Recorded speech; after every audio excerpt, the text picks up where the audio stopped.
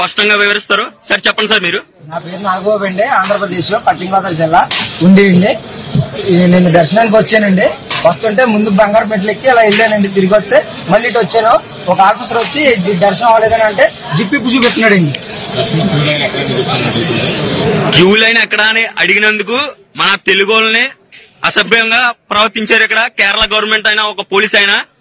ఆ పోలీస్ ని మనం ఎవరో ఎక్కడ అని అడుగుతుంటే ఆయన దొడ్డిదారిన బయటకు పంపేసి ఆయన లేరు మీకు రైట్. సో తెలుగు ప్రజలు భాష రాకపోవడం వల్ల మొత్తానికైతే దర్శనం అవ్వలేదు, మాకు ఎలా వెళ్ళాలి అని చెప్పి దారి అడిగినందుకు ఇలాంటి ప్రవర్తన అక్కడ భద్రతా సిబ్బంది పోలీస్ అధికారి అంట. సో మొత్తానికి ఆ అధికారిని కూడా అక్కడ నుంచి దొడ్డిదారిన వెనకకు పంపించేస్తారు. ఆ అధికారికి సంబంధించిన డీటెయిల్స్ అంటే పేరు కానీ మిగతా డీటెయిల్స్ అడిగే ప్రయత్నం చేసినప్పుడు ఇలాంటి ప్రాబ్లమ్స్ని ఎదుర్కొంటున్నారు. సో మొత్తం మీద గైడెన్స్ ఇవ్వడానికి బోర్డ్స్ కానీ లేకపోతే యారో మార్క్స్ కానీ దర్శనానికి ఎటు వెళ్ళాలని చెప్పేసి చెప్పాల్సిన బోర్డ్స్ అవన్నీ లేకపోవడంతో కనిపించిన భద్రతా సిబ్బందిని అడిగారు. సాధారణంగా మనం అదే చేస్తాం కదా, ఎక్కడికైనా వెళ్ళినప్పుడు అక్కడ మనకు ఆ ఆలయానికి సంబంధించిన అధికారులు కానీ అక్కడ వర్క్ చేసే వాళ్ళు కానీ లేకపోతే ఇలా పోలీసులు ఎక్కువ శాతం మనం టెంపుల్స్కి వెళ్ళినప్పుడు అక్కడ పోలీసు భద్రతా బలగాలు ఖచ్చితంగా ఉంటాయి. వాళ్ళని హెల్ప్ అయినా అడిగి వాళ్ళ దగ్గర ఇన్ఫర్మేషన్ తీసుకుంటాం అంతే. అలాంటి ప్రయత్నమే మన తెలుగు రాష్ట్రాలకు సంబంధించిన అయ్యప్ప భక్తులు మొత్తానికైతే అడగడం వల్ల ఇలాంటి దుశ్చర్య ఆలయ ప్రాంగణంలోనే, ఆలయం ఉన్న చోటనే ఇలాంటి పనులు చేస్తున్నారంటే అర్థం చేసుకోండి.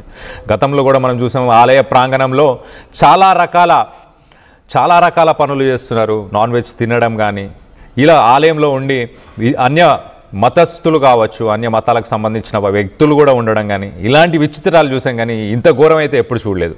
దీనికి సంబంధించి మరిన్ని వివరాలు తెలుసుకునే ప్రయత్నం చేద్దాం. మనతో పాటు గురుస్వామి బాలకృష్ణ గారు ఉన్నారు, ఆయనతో మాట్లాడి తెలుసుకునే ప్రయత్నం చేద్దాం. బాలకృష్ణ గారు చెప్పండి, అసలు తెలుగు రాష్ట్రాల నుంచి దాదాపు ఎంతమంది అయ్యప్ప భక్తులు ప్రతి సంవత్సరం శబరిమలకు వెళ్తుంటారు? స్వామి శరణం.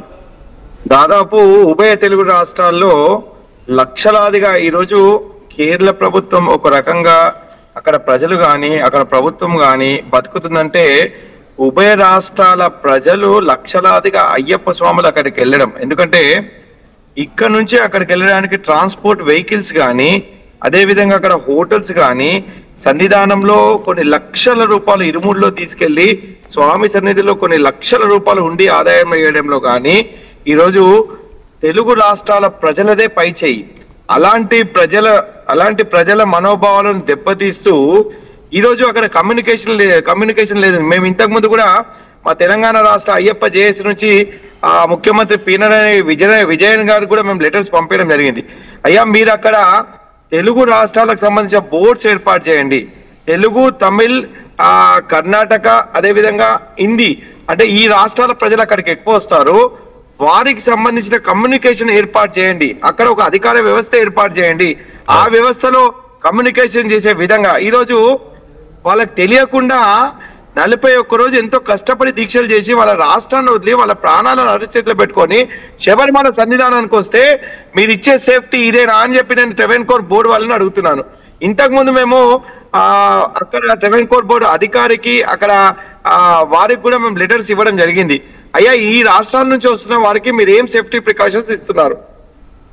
సరి అయిన శానిటరీ వ్యవస్థ లేదు, అట్లీస్ట్ కమ్యూనికేషన్. ఈ రోజు బాధాకరం ఏంటంటే ఒక పోలీస్ అధికారి వాళ్ళు అడిగిన ప్రశ్నను దాటవేస్తూ జిప్పు విప్పి చూపించడం అనేది ఎంతవరకు సమాజం?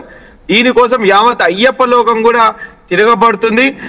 మీకు అందరికీ ఒక విషయం తెలుసో లేదో, అంతకుముందు ఇదే విధంగా ట్రావెన్కోర్ బోర్డు మరియు ప్రభుత్వము కేరళ ప్రభుత్వం ప్రవర్తిస్తే మేము తెలంగాణ రాష్ట్రంలో ఉభయ రాష్ట్రాల్లో ఒక ఉద్యమం చేశాం. ఏంటంటే ఎట్టి పరిస్థితుల్లో మా ఇరుముల్లో కానీ మేము ఇక్కడ నుంచి వేసే డబ్బులు మాత్రం హుండీలో వెయ్యమని చెప్పి ఒక తీర్మానం చేయడం జరిగింది. అప్పుడు ట్రావెన్కోర్ బోర్డు వాళ్ళు మొత్తం హుండీ ఆదాయం తగ్గిపోయి అక్కడ చాలా ఇబ్బందులు పడి మళ్ళా తెలంగాణ రాష్ట్రానికి వచ్చి వాళ్ళు సమావేశాలు నిర్వహించి అక్కడ బోర్డు మెంబర్స్ అందరూ కూడా మాకు అష్యూరెన్స్ ఇవ్వడం జరిగింది. ఈ ఉభయ రాష్ట్రాల నుంచి వచ్చే ప్రజలకు ఎటువంటి ఇబ్బంది మేము చెయ్యము, మీరు ఖచ్చితంగా శబరిమలకు రండి, మీ హుండీ ఆదాయం ఇందులోనే వేయండి అని చెప్పి వారు మాకు చాలా రకాలుగా మమ్మల్ని వేడుకోవడం జరిగింది ఒక దశలో. ఒకవేళ తెలంగాణ రాష్ట్రం కానీ ఆంధ్రప్రదేశ్ రాష్ట్రం నుంచి అయ్యప్పలకు ఇబ్బంది జరిగితే మాత్రం తప్పకుండా మేమందరం దానిపై తీవ్రమైన చర్యలకు పూనుకోవాల్సిన అవసరం వస్తుంది. రాబోయే రోజుల్లో దానికి కట్టుబడి ఉండే అవసరం రాకుండా ఉండాలంటే ఖచ్చితంగా కేరళ ప్రభుత్వము, ట్రెవెన్కోర్ బోర్డు ఇద్దరు కలిసి కూడా ఈ ప్రజలకు అయ్యే ఇబ్బందులు, ముఖ్యమైన వ్యవస్థ ఏంటంటే అక్కడ భోజన వసతి లేదు. అక్కడ ఏవైతే వాళ్ళు ఏది పెట్టిన గడ్డి అదే తినాల్సి వస్తుంది. అదే విధంగా కమ్యూనికేషన్ లేదు.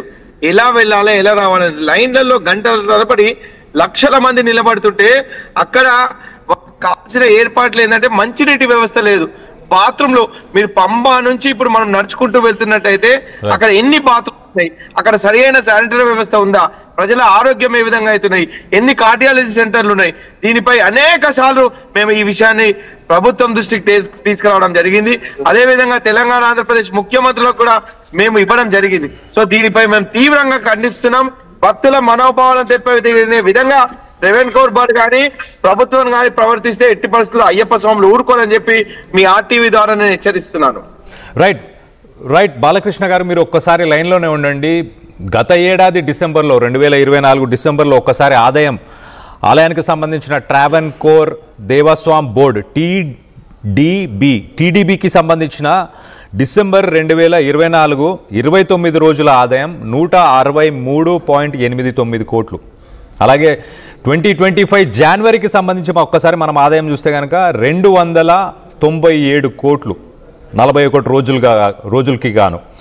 అలాగే సో మొత్తానికైతే ఇటు దాదాపు 300, అలాగే 163, 300 + 163 అంటే 463, 463 కోట్ల ఆదాయం, 74 రోజుల ఆదాయం అని చెప్పుకోవచ్చు.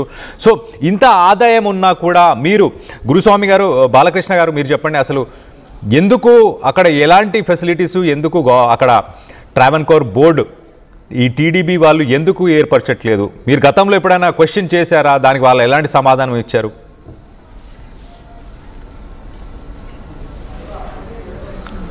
బాలకృష్ణ గారు వినిపిస్తుందా అండి?